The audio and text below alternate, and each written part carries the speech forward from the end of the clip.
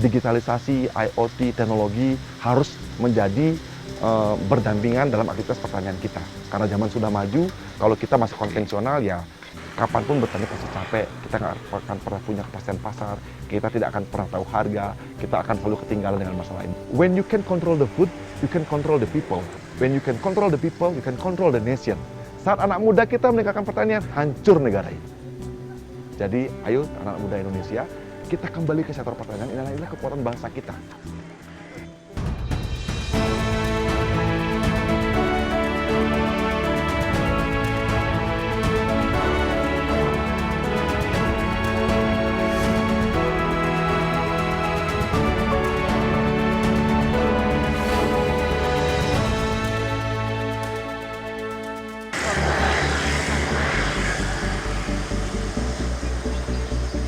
Desa Goblek di Kecamatan Banjar, Kabupaten Buleleng, Bali, menjadi desa yang terletak di dataran tertinggi Pulau Dewata.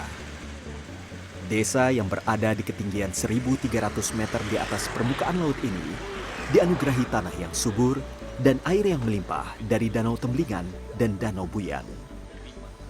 Tak heran, pertanian menjadi sektor utama penggerak ekonomi warga Goblek. Segala jenis rupa sayur dan buah bisa tumbuh di sana. Namun, sistem pertanian di Desa Goblek sedikit berbeda dengan daerah lainnya. Perangkat teknologi mutakhir berbasis Internet of the Things biasa terpasang di lahan-lahan milik warga. IT, teknologi supporting our activity in agriculture gitu. Baik itu dengan IoT, Internet of Things, baik itu dengan mekanisasi, kita ramu dengan smart farming. Itu yang kami kerjakan di Petani Muda Keren sejak 2019. Kami bersama teman-teman melakukan otomatisasi di bidang pertanian kami. Digitalisasi, IoT, teknologi harus menjadi berdampingan dalam aktivitas pertanian kita. Karena zaman sudah maju, kalau kita masih konvensional ya kapanpun bertani pasti capek, kita nggak akan pernah punya kepastian pasar, kita tidak akan pernah tahu harga, kita akan selalu ketinggalan dengan masalah ini. Agung Wedetama adalah tokoh sentral yang mendorong para petani di Desa Goblek untuk melakukan pertanian pintar atau smart farming. Pria kelahiran Singaraja 27 November 1984 ini berusaha membangun value chain atau mata rantai pertanian terintegrasi. Ia menggabungkan teknologi, budaya, dan kearifan lokal dalam sistem pertanian di masyarakat Bali. Semua berawal saat Gung Weda baru saja menamatkan gelar magisternya dari jurusan Teknologi Informasi Universitas Gadjah Mada. Saat kembali ke desa, ia melihat banyak petani yang kesulitan memaksimalkan hasil pertaniannya karena hanya bisa mengandalkan musim untuk bercocok tanam. Sedangkan pasar juga tidak bisa memastikan kualitas, kuantitas, dan kontinuitas produk yang didapat dari petani. Hal itu membuat harga komoditi fluktuatif dan terkadang menimbulkan kerugian. Gung Weda kemudian menggagas gerakan Petani Muda Keren di tahun 2014. Ia membuat wadah untuk para petani bisa memecahkan segala permasalahan yang kerap dihadapi. Bagaimana di hulu, kita bersama teman-teman petani membuat produk yang berkualitas, membuat produk dengan biaya rendah, membuat produk dengan produktivitas tinggi, sehingga menghasilkan produk yang baik yang bisa dipasarkan di hilir. Begitu. Di hulu juga kami bersama teman-teman berusaha untuk mengempower petani, bagaimana kita mengencourage petani agar petani itu naik level sejahtera gitu. Bagaimana segala macam permasalahan yang ada di bidang pertanian, baik itu permasalahan penyakit, permasalahan produktivitas, permasalahan finansial, permasalahan pupuk apapun bisa kita urai bersama-sama dalam bentuk mata rantai tadi. Teknologi menjadi jurus ampuh bagi para anggota Petani Muda Keren. Dengan automasi dan mekanisasi, seperti yang terpasang pada alat sprinkle ini, pekerjaan petani di ladang menjadi lebih efisien. Proses penyiraman, irigasi, hingga pemupukan bisa dijadwalkan melalui aplikasi di telepon pintar. Pekerjaannya pun bisa dilakukan hanya dengan sekali klik dalam genggaman. Kelembapan dan pH tanah juga bisa dipantau dan dikontrol melalui aplikasi. Begitu pula pengawasan. Petani bisa melihat langsung ladang dan sawahnya dari mana saja dan kapan saja menggunakan perangkat CCTV yang terpasang di ladang dan terhubung ke ponsel genggam. Tahu kos pertanian tinggi itu ya di kebun, yang di on farm ya. Jadi petani itu butuh waktu 8 sampai 12 jam, bahkan 16 jam sehari, cuma butuh hanya untuk menyiram. Gitu. Jadi itu cost time-nya banyak sekali. Tapi dengan smart farming 15 menit, 10 menit sudah tersiram semua dengan precision farming. Gitu. Yang kedua monitoring. Jadi petani bisa monitoring dengan CCTV di kebun, bisa ngecek kebun di mana saja. Jadi petani bisa lebih banyak aktivitasnya, tidak cuma habis di kebun. Sehingga mereka bisa buka kebun baru, mereka bisa mengembangkan keahlian, mereka bisa ikut pelatihan, menyelenggarakan workshop atau apapun, sehingga bisa lebih holistik kegiatan pertaniannya. Manfaat kecanggihan teknologi dirasakan betul oleh Gede Suardika. Petani sayur mayur itu merasa pekerjaannya jauh lebih ringan. Produktivitas lahannya pun terjaga. Sayur dan buah seperti cabai, timun, dan alpukat bisa dipanen kapan saja, tak tergantung musim. Tentu saja perbedaannya sangat signifikan ya. Jadi kami kalau menyiram kebun itu dengan luasan 1 hektar, itu bisa kalau dengan cara manual itu bisa menghabiskan waktu sampai 3 hari. Kalau kami cukup dengan hitungan menit, kebun kami sudah terairi dan tersiram dengan rata. Otomatis penghasilan kami jadi meningkat karena kontinuitas berproduksi kami jadi lebih bagus gitu. Jadi kami bisa bertani tidak hanya mengandalkan musim, tetapi sepanjang tahun kami bisa melakukan aktivitas itu. Untuk memasang satu instalasi perangkat teknologi ini, petani memerlukan biaya investasi antara 25 hingga 35 juta rupiah. Harga yang tidak murah, tapi tentu saja sebanding dengan manfaat dan hasil pertanian yang semakin produktif. Tergantung letak dan tempatnya gitu. Jadi kalau mata airnya dekat, sumber air dekat lebih murah karena pompa yang dibutuhkan lebih kecil gitu. Kalau lebih jauh mungkin lebih besar gitu. Jadi dan itu kita sudah proving di banyak tempat, 1 kali tanam cabai saja untuk hortikultura sudah balik modal gitu. Jadi 6 bulan investasi 25 sampai 35 juta itu balik modal. Dan investasi itu bisa digunakan 10 sampai 15 tahun. Lama sekali. Setiap instalasi dilengkapi dengan panel surya sebagai sumber daya. Petani tidak memerlukan biaya tambahan untuk elektrifikasi atau biaya listrik. Pertanian modern berbasis teknologi ini juga diklaim bisa menghemat air. Kami pernah hitung, kos yang ditekan dengan smart farming ini 70%. 70% kos waktu, kos biaya, kos tenaga kerja. Jadi banyak sekali, maksudnya kos air gitu. Jadi yang air yang sebelumnya 1 minggu mungkin butuh 2 kubik gitu untuk lahan segini gitu. Ini per hari gitu, sekarang per minggu. Habis cuma 2 kubik gitu. Jadi hemat sekali gitu. Jadi banyak sekali hal yang kita bisa simplify, yang bisa kita hemat dengan menggunakan smart farming. Untuk meringankan pendanaan setiap kali pengadaan instalasi teknologi maupun biaya tanam, Gung Weda menginisiasi pembentukan koperasi. Saat ini Gung Weda sedang mengembangkan sebuah fintech bernama Nabung Tani. Aplikasi ini semacam tabungan simpan pinjam berbasis digital. Jadi contoh ada petani yang butuh pendanaan untuk nanam kentang 10 are misalnya, kita ber-10 patungan. Dia butuh 10 juta, sejuta patungan, kasih ke koperasi. Koperasi akan mengkonversi menjadi pupuk, bibit, apapun yang dibutuhkan petani untuk nanam kentang. Setelah panen dijual koperasi, uang dikembalikan. Koperasi dari petani oleh petani dan untuk petani ini juga berfungsi memangkas rantai pasar agar petani tidak terjebak dalam permainan harga pengepul atau tengkulak. Setiap hasil panen langsung disetorkan ke koperasi dan dicarikan pasar. Di hilir, Gung Weda membuat aplikasi khusus untuk menyerap hasil panen dari para petani dan mendistribusikannya ke pasar. Melalui unit usaha Bali Organik Subak atau Bos Fresh, ia mendistribusikan hasil pertanian baik ke pasar retail, hotel dan restoran, maupun pengiriman kepada pembeli individu yang bisa memesan melalui aplikasi. Dengan aplikasi ini, fair trade atau perdagangan berkeadilan diharapkan bisa terbangun. Petani tahu berapa produknya dijual di pasaran, sehingga tidak lagi dibeli di petani semurah-murahnya, dijual ke pasar semahal-mahalnya. Jadi yang untung cuma pengepul di hilir saja gitu. Gung Weda juga memanfaatkan big data untuk menjamin kontinuitas produk tetap terjaga. Setiap menanam, petani akan mengisi data tentang tanaman apa yang ditanam, berapa jumlahnya, dan berapa luas lahannya. Akan ada algoritma khusus yang menghitung perkiraan panen dan terhubung dengan aplikasi. Sekarang petani nanam brokoli gitu di bulan ini, 2 bulan kemudian akan ada notifikasi perkiraan panen brokolinya dan berapa jumlah panen brokoli. Itu penting untuk big data. Jadi kami jauh-jauh hari sudah bisa cari pasar. Karena tantangan pertanian kita di Indonesia yang sangat konvensional, sekarang panen, sekarang cari pasar gitu. Akhirnya harga murah kadang-kadang nggak laku. Tapi kalau kita bisa cari pasar jauh-jauh hari, kita akan dapat pasar yang bagus. Kalau diolok-olok ya pasti masa jauh-jauh sekolah jadi petani kan gitu. Tapi saya memiliki keyakinan bahwa pertanian ini akan memberi dampak yang signifikan lah untuk perekonomian Bali dan perekonomian keluarga khususnya.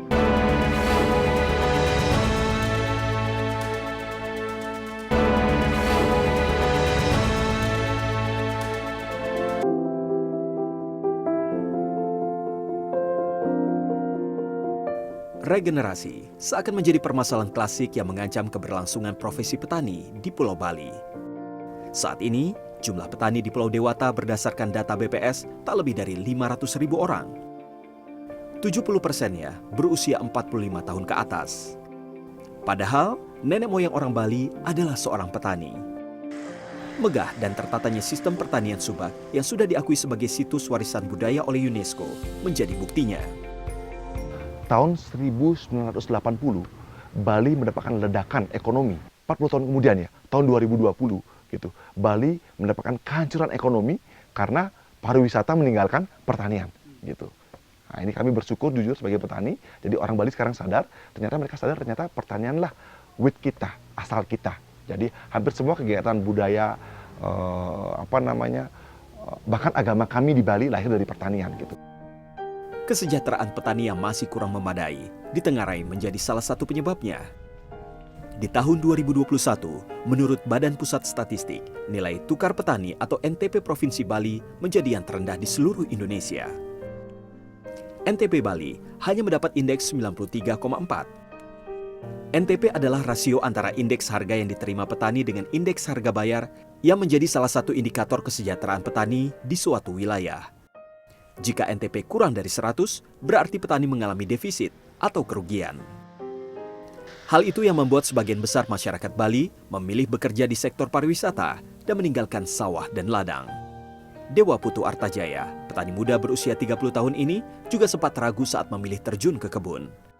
Latar belakang lulusan S2 dari Ibaraki University Jepang membuatnya sempat merasa gengsi untuk melanjutkan profesi petani.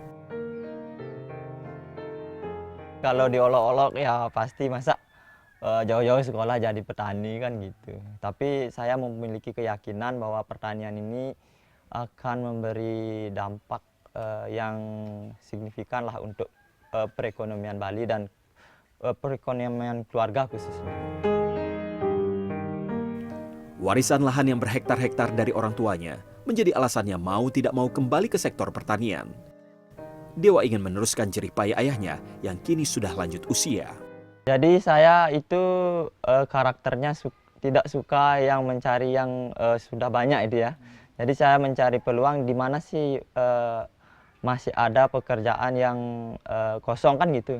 Kalau kita di pariwisata kan sudah berjubel di Bali itu yang masuk pariwisata ya, akhirnya kan juga ngantri untuk mendaftar.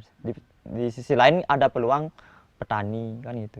Petani tidak banyak yang menggeluti itu. Melihat gerakan petani muda keren di Goblek melalui media sosial Facebook, membuatnya tertarik untuk ikut serta memanfaatkan teknologi dalam bertani. Baginya, sosok Gung Weda yang selalu mendorong dan memotivasi anak muda untuk melakukan smart farming sangat menginspirasi. Ya sangat membantu dari segi memotivasi sehingga saya sebelum ketemu beliau Gung Weda itu saya memang merasa agak sedikit minder ya menjadi seorang petani, tapi setelah itu ternyata pertanian ini luas dan memiliki prospek untuk berkembang. Jadi keraguan itu mulai memudar dan sekarang semangat lagi untuk petani. Saya rasa kalau seorang anak muda yang kenal beliau pasti mau bertani kalau udah ngobrol dan langsung ketemu dengan beliau Gung Weda. Kini, Dewa sedikit demi sedikit mulai mengintegrasikan penggunaan teknologi dalam bertani. Ia memadukan pertanian manggis, mangga, dan durian berbasis organik dengan peternakan babi dan sapi. Pupuk untuk tanaman ia buat sendiri dari olahan sisa-sisa kotoran hewan ternak. Dari usahanya itu, kini kebunnya jauh lebih produktif. Kalau mangga udah 20 ton setahun, ya kan sekali musim ya. Mangga 20 ton, kemarin manggis ada 10 ton. Tapi kalau untuk kebunnya aja kan kita juga beli dari luar. Kemudian untuk duriannya 3 ton. Teknologi sprinkle pada pertanian hortikultura yang diterapkan di petani muda keren kini memantiknya untuk ikut mencari cara perawatan lahan yang lebih efektif pada perkebunan dengan lahan lebih luas. Seperti ini luasan lahan ini, seperti ini kan kalau disemprot dengan manual, pengendalian hama seperti itu kan membutuhkan banyak tenaga dan biaya. Ke depan kan sudah ada teknologi drone untuk menyemprotnya, ke depan harapan saya seperti itu. Selain regenerasi petani muda, permasalahan yang kerap dihadapi oleh petani adalah penurunan tingkat kesuburan tanah. Hal itu juga sempat dirasakan oleh para petani di Desa Goblek. Gede Suwardika bercerita, sejak dulu Goblek terkenal sebagai salah satu penghasil kopi terbaik di Bali. Namun, semuanya berubah saat generasi ayah dan kakeknya sangat tergantung dengan pupuk kimia yang pada akhirnya merusak tanah. Saat kimia sintetis mulai masuk, itu berawal dari pupuk-pupuk bersubsidi yang dianjurkan kepada petani kopi kami untuk menggunakan pupuk itu. Nah, musibah mulai datang gitu. Jadi kopi kami mulai mati, naungan kami juga mulai mati. Pada saat itu kebiasaan perilaku petani kami juga mulai berubah karena kalau tidak kimia mereka tidak yakin bisa menghasilkan sesuatu. Di Petani Muda Keren, para petani didorong untuk menerapkan laku pertanian organik. Setiap tahapan proses pertanian tidak diperkenankan menggunakan bahan kimia apapun. Untuk nutrisi, tanah diberi pupuk organik. Namun Bung Weda menjelaskan, pupuk organik berbeda dengan bahan organik. Kotoran ternak dan sisa-sisa daun atau batang pasca panen tidak boleh langsung saja diletakkan di tanah untuk proses penggemburan, melainkan harus diolah bersama sekam atau batang pisang. Setelah itu bahan yang telah tercampur ditambahkan mikroba fermentor dan didiamkan selama 21 hingga 30 hari. Banyak petani kita langsung meletakkan bahan organik di kebunnya, dan itu nggak bagus. Apa itu bahan organik? Kotoran sapi, kotoran kambing, segala jenis daun-daunan, segala jenis bangkai, itu bahan organik. Kalau itu langsung kita letakkan di kebun, berbahaya karena kebun kita bisa terserang penyakit, antraknosa, diplodia, banyak sekali karena bahan-bahan organik tersebut masih membawa amonia. Sementara untuk menjaga tanaman dari hama, para petani muda keren menggunakan biopestisida. Kita menggunakan agen hayati dan biopestisida. Agen hayati seperti Trichoderma, Pseudomonas, Befuria, Metarhizium, itu kita gunakan agen-agen hayati. Jadi kami bilang mikroba yang ada pada lingkungan gitu, pada tanah, pada daun. Jadi TNI Polri-nya kita siapkan sehingga saat ada serangan yang masif dari serangga yang tidak bertanggung jawab bisa dilawan oleh mikroba itu. Gung Weda memupus stigma dan mengajarkan kepada generasi sebelumnya bahwa bertani organik jauh lebih aman, irit, dan tak susah dilakukan. Setelah kami menggunakan organik, menggunakan agen-agen hayati, jadi kami bertani jadi lebih mudah dan lebih murah gitu. Dan terutama kami bisa menjaga tanah kami tetap sehat, kemudian kami bertani dengan aman tanpa kimia sintetis yang tentu saja bukan hanya membahayakan tanah tetapi membahayakan petaninya juga, terus membahayakan konsumen juga. Harapan kita ke depan, pertanian tidak cuma dinikmati oleh kita, tapi juga anak cucu kita. Jangan sampai nanti karena kita terlalu masif bertani yang tidak ramah lingkungan, akhirnya anak cucu kita tidak bisa menikmati sektor pertanian karena tanahnya rusak, iklimnya rusak, cuacanya keadaan lingkungannya rusak. Bagaimana kita menjaga itu?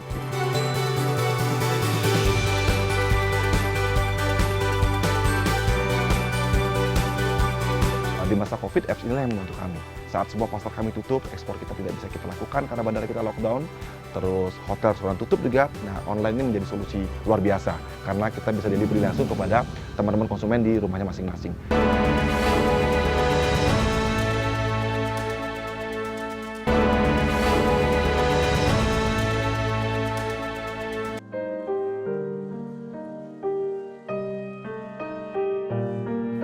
Pandemi COVID-19 merusak tatanan kehidupan masyarakat di Pulau Dewata. Sektor pariwisata sebagai pundi-pundi utama mata pencarian warga Bali mandek seketika. Wisatawan asing tak diperkenankan masuk ke Indonesia. Begitu pula pelancong domestik harus tersekat pembatasan kegiatan masyarakat. Banyak warga Bali kehilangan pekerjaan. BPS mencatat angka pengangguran di Bali pada Agustus 2020 meningkat hingga 5,63% dibanding tahun sebelumnya. Hal itu juga yang dirasakan Kadek Yudi. Pria yang akrab disapa Odi ini sudah puluhan tahun bekerja menjadi supir dan pemandu wisata. Pandemi COVID-19 menjadi satu dari banyak kejadian yang memaksanya gulung tikar. Ia terpaksa kembali ke kampung halaman dan mencangkul ladang. Kadang-kadang kalau pariwisata ada bom di Jawa, Bali udah ada imbasnya. Sedang kadang-kadang di luar negeri ada bom, kadang imbasnya udah kena di Bali. Gitu. Ya bom, terus yang di Kuningan itu juga, terus terakhir Gunung Agung meletus. Efeknya juga luar biasa kan, kita kalang kabut juga. Apalagi yang kerja pariwisata itu kadang-kadang dia masih banyak kewajiban-kewajibannya yang harus dipenuhi, misalnya cicil mobil dan lain sebagainya rumah gitu. Jadi pikirannya kalut gitu.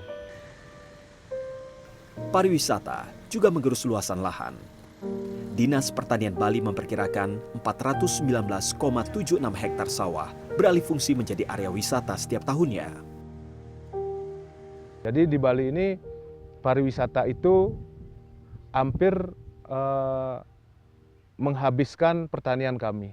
Karena pariwisata itu identik dengan villa, hotel, restoran, dan lain sebagainya. Padahal, di saat-saat rentan, pertanian justru yang menjadi penopang ekonomi Bali.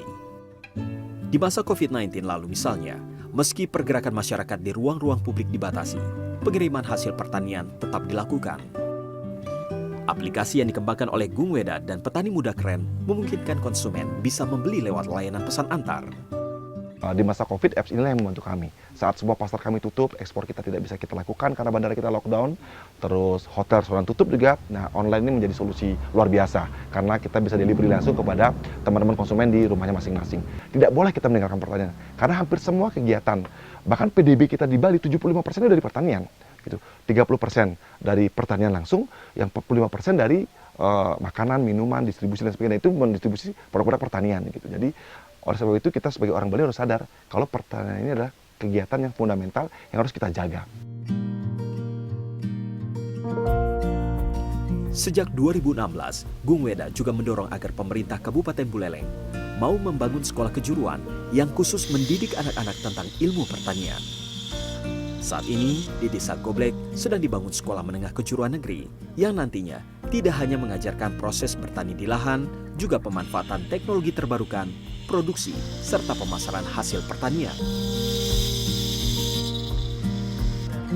Sebuah terobosan yang mendapat respon positif warga desa.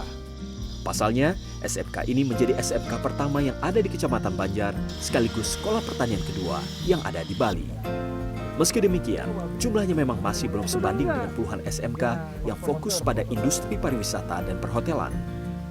Sangat semangat ya untuk kami, buat kami, untuk salah satu jurusan di SMK itu ada pertaniannya, mungkin ya karena di sini memang daerah pertanian, hidup sekali pertanian di sini gitu. Terus ya anak-anak kenapa kok tamat SMP maunya SMK jurusannya pariwisata, terus setelah itu kuliahnya juga pariwisata, kerja juga keluar, akhirnya COVID kan. Akhirnya dia pulang, nggak bisa ngapa-ngapain gitu. Dia punya lahan tapi nggak bisa ngapa-ngapain. Dan itu salah satu contohnya gitu. Mungkin itu yang buat pelajaran buat kami ya COVID itu. Penggunaan teknologi terbarukan dianggap menjadi jurus ampuh yang bisa menarik minat anak muda serta warga Bali pada umumnya agar tidak benar-benar meninggalkan sektor pertanian dan berpangku pada pariwisata. Setiap doa yang terpanjat, juga tetesan keringat di pelipis Gung Weda, bukan semata-mata untuk kepentingannya sendiri. Bekal teknologi yang ia bagikan kepada petani juga salah satu bentuk ikhtiar merawat keberlangsungan hidup masyarakat Bali. When you can control the food, you can control the people. When you can control the people, you can control the nation. Saat anak muda kita meninggalkan pertanian, hancur negara ini. Jadi, ayo anak muda Indonesia, kita kembali ke sektor pertanian. Inilah kekuatan bangsa kita. Kita punya tanah yang subur, kita punya air yang banyak, kita punya iklim cuma dua, musim hujan dan musim kemarau saja. Gitu. Kita punya air melimpah, kita punya matahari sepanjang tahun. Gitu. Ini kekuatan bangsa kita. Dan ini terbarukan. Tanam sekarang, tahun depan panen. 2 tahun lagi panen terus. Gitu. Jadi inilah kekuatan kita. Ayo kita menjadi petani-petani muda.